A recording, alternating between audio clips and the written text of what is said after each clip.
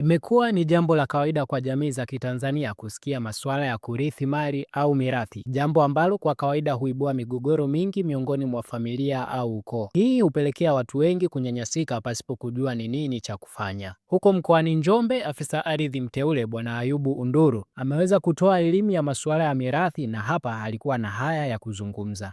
Changamoto labda mume au mke amerehemeka kwa maana amefariki, zile mali mtu anayeruhusiwa kuzirithi wanaita ni mnufaika, kwa maana ya kwamba kama mali ni za baba, mke wa marehemu, watoto wake wa kuzaa, aidha amezaa ndani ya ndoa au nje ya ndoa, ili mradi wanatambulika na familia, hao wanaruhusiwa kurithi, au wazazi wake, baba yake na mama yake.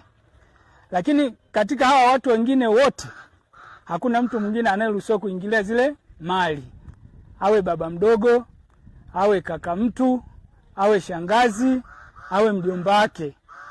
Wanufaika ni mke, watoto wake wa kuzaa na wazazi wake.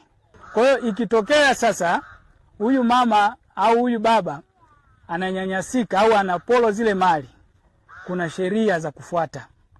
Sheria hiyo ina maana kwamba utaenda kufungua kesi ya kufanya nini, ya kunyanyaswa au ya kunyang'anywa nini, mali, kwa sababu hakuna mtu yoyote mwingine anayeruhusiwa kurithi zile mali, labda tu yule marehemu amefanya nini, ameandika wosia kwamba shamba hili atapewa mjomba wangu, shamba hili atapewa kakaangu au dada yangu.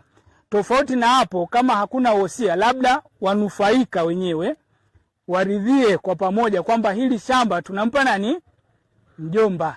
Tumeelewana jamani? Kwa kifupi ni hivyo, kwamba hakuna mtu yoyote anayeruhusiwa kuingilia mali za marehemu isipokuwa kwa watoto wake, mke wake na wazazi wake tu. Baba mdogo, tafuta mali zako. Shangazi, tafuta mali zako. Hizi mali ni za yule anayebaki. Kama utaingilia, na maana una uwezo wa kushtakiwa, na ukishtakiwa itategemea kosa ulilofanya. Unaweza ukafungwa au ukalipishwa faini au vyote kwa pamoja. Tumeelewana jamani? Mimi ni Felix George na hii ni Open Online Media.